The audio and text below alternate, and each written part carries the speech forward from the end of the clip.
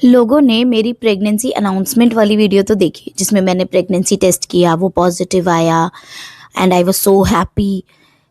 बहुत ज़्यादा खुशी के आंसू आ रहे हैं, वो सब देखा। लेकिन ना तो उसके पीछे की स्ट्रगल देखी, उसके पीछे का ना वेट देखा और ना ही उसकी जर्नी देखी। तो आज मैं आपको अपनी प्रेगनेंसी जर्नी शेयर करने वाली हूँ। वो जर्नी जो मैंने 5 साल पहले की थी और 5 साल के बाद, प्रेगनेंसी के बाद मुझे वो जो चीज़ मिली, जो प्रेगनेंसी हुई, उसमें मुझे क्या क्या कॉम्प्लिकेशन आई, क्या क्या मैंने फील किया, हर ट्राइमेस्टर में मुझे कैसा लगा और क्या ऐसी अनोखी या अलग चीज़ें थी जो मेरे साथ हुई।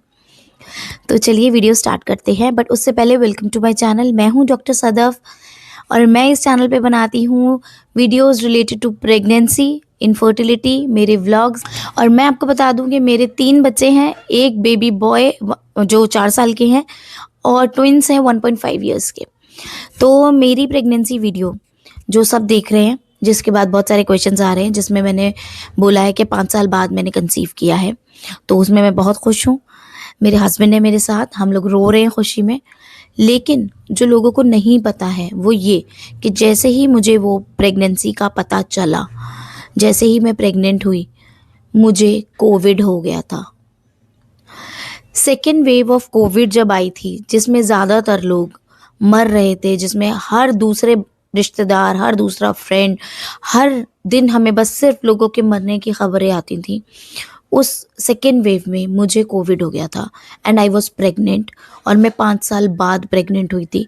और ना तो लोगों को इतना पता था कि कोविड में जो प्रेगनेंसी हो रही है या कोविड में जो डिलीवरी हो रही है वो कैसी हो रही है, कितनी सेफ है मदर, कितने सेफ है बेबी।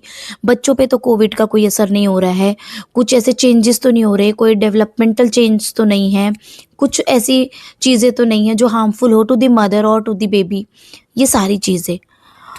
तो सोचिए, जिसने 5 साल बाद कंसीव किया हो, जिसे 5 साल बाद वो खुशी मिली हो और उसे अचानक से ऐसी बीमारी का पता चले और उसकी कंडीशन इतनी वर्स्ट है कि वो खड़ी नहीं हो पा रही है, वो बैठ नहीं पा रही है।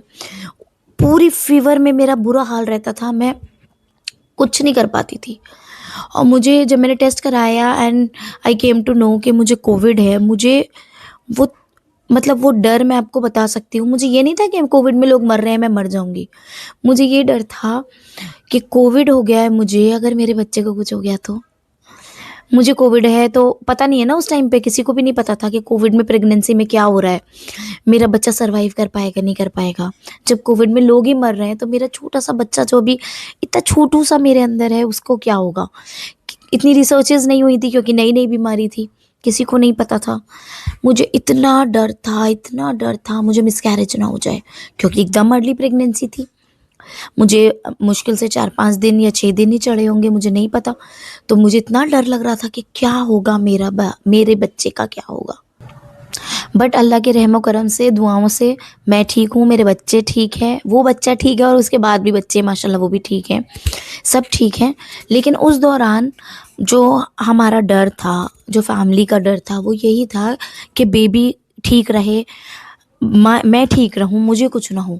और मैं आपको बता दूँ, जब कोविड मुझे हुआ था ना, मैंने एक एक सिम्टम जो जो हो रहा था बहुत ही अच्छे से फील किया है, महसूस किया है, और वो डर मैंने महसूस किया है। चाहे वो ऑक्सीजन की कमी होनी हो, SpO2 लेवल कम होना हो, चाहे वो कोविड ठीक होने के बाद लोगों को हार्ट अटैक्स आ रहे थे, तो वो भी मैंने फेस पूरा पूरा फील किया है। क्योंकि जब मुझे कोविड ठीक हो गया था, उसके बाद मेरा ये हाल था कि मैं हल्की सी कोई क्या है बोल ऐसे करके भी कोई बात कर रहा है ना, तो मुझे लगता था मुझे हार्ट अटैक आ जाएगा। मेरी हार्ट बीट इतनी बढ़ जाती थी, मेरा हार्ट रेट इतना बढ़ जाता था कि मैं ऐसे हो जाती थी बस, कि लगा। अब मैं बोलती थी धीरे बात करें, धीरे बात करें। मैं खुद इतनी स्लो बात करने लगी थी, बहुत स्लो, बहुत आराम आराम से बात करती थी। क्योंकि अगर मैं अभी थोड़ी ज़ोर से बात कर रही हूँ तो लगता था हार्ट रेट बढ़ रहा है और मुझे हार्ट अटैक आ जाएगा। जब मुझे कोविड हुआ था, तो मैं बात की बात बता रही हूँ, क्योंकि ये सिम्टम जो है हार्ट अटैक वाला वो बाद में आया था, जब मैं रिकवरी फेज में गई थी। बट जब मुझे कोविड हुआ था ना, उस टाइम पे मैं हॉस्पिटल नहीं गई। मैंने बोला था मैं हॉस्पिटल नहीं जाऊंगी, मैं एडमिट नहीं होऊंगी, क्योंकि मुझे ये पता था कि अगर मैं एडमिट हो गई ना, मैं मर जाऊंगी। हॉस्पिटल में जो भी जा रहा है वो वापस नहीं आ रहा है, उसकी सिर्फ जनाजा ही आ रहा है, उसकी लाश ही वापस आ रही है, तो मैं वापस तो नहीं आने वाली। और मैं क्या करूँगी, मेरा बच्चा क्या क्या होगा पता नहीं, तो मैं हॉस्पिटल नहीं जाऊँगी। मैंने ये तय किया मैं हॉस्पिटल नहीं जाऊँगी। मैंने क्या किया उस दौरान, मैंने इतना नारियल पानी पिया, इतने फ्रूट्स खाए, मेरे पास मैंने किसी को नहीं आने दिया। मैंने ना लेकिन बस एक चीज़ बहुत बहुत ज़्यादा की शिद्दत से, नारियल पानी पिया, फ्रूट्स खाए, सबको अपने ना मैं अलग फ्लोर में थी, मैंने सबको बाहर कर दिया था कि मैं किसी और को डेंजर में नहीं करूँगी, किसी और की लाइफ डेंजर में नहीं डालूँगी भाई, क्योंकि कोविड है, मुझे हुआ है, सब आपको भी हो सकता है, औरों को भी हो सकता है। तो मैं उस अर्ली प्रेगनेंसी में ऐसी कंडीशन में अकेली थी। मुझे जो भी खाना देना होता था सब दरवाजे पे देते थे और मैं खा लेती थी।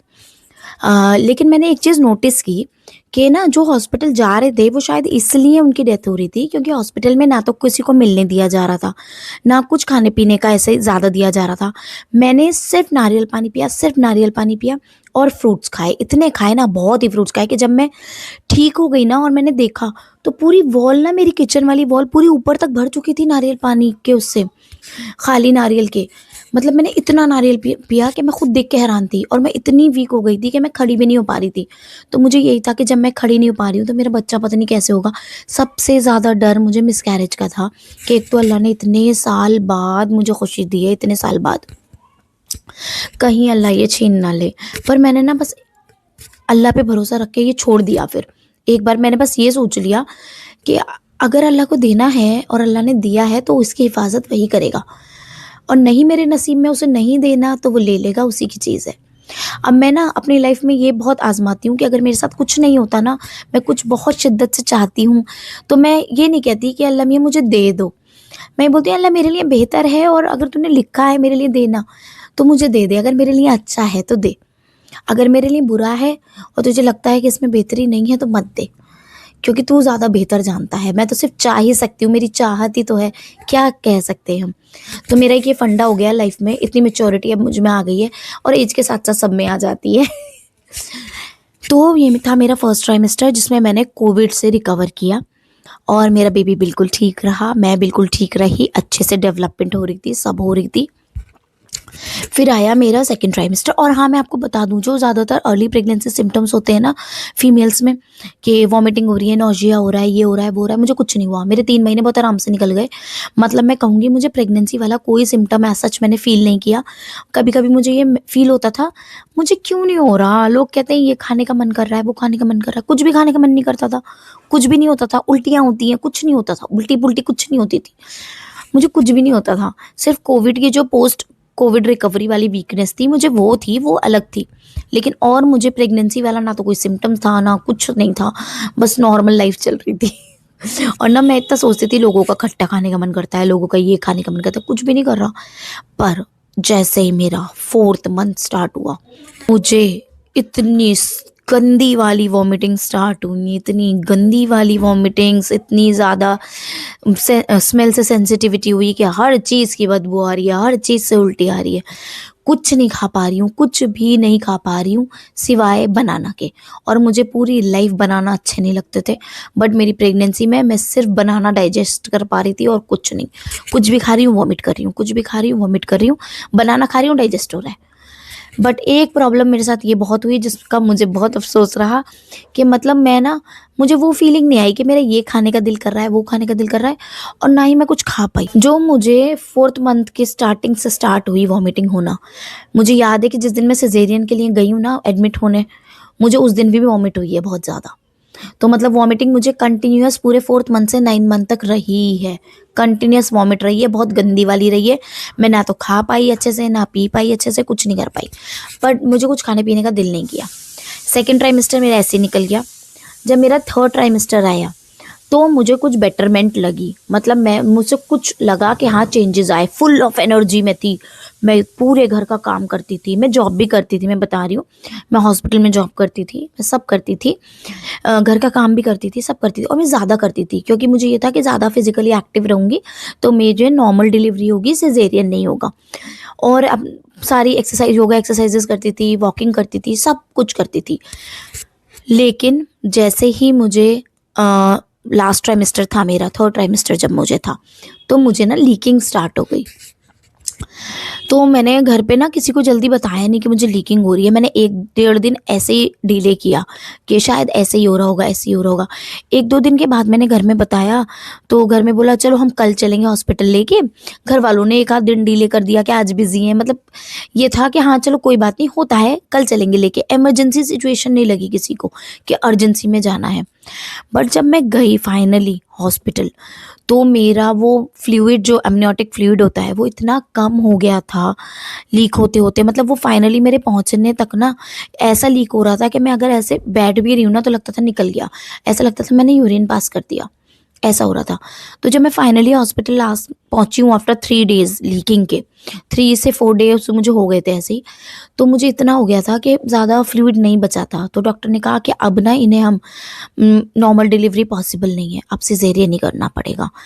ये सुन के मैं इतनी नर्वस हो गई, इतनी नर्वस हो गई कि मैंने 9 महीने इतना काम किया, इतनी मेहनत की।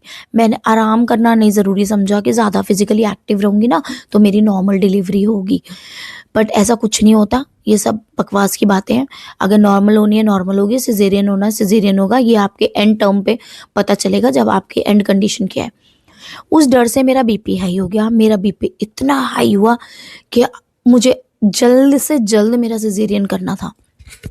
फिर मुझे फाइनली एडमिट कर लिया गया कि मुझे सिज़ेरियन करना ही पड़ेगा। मैं एडमिट हुई, मेरा सिज़ेरियन हुआ ऑन 26 दिसंबर 2021 को, और मुझे सुबह-सुबह 11 बजे मेरा सिज़ेरियन हो के बेबी बॉय मेरी गोदी में आ गया। मेरी गोदी में नहीं आया क्योंकि आने वाला था, बट मैं पूरी बेहोश कर दी गई थी।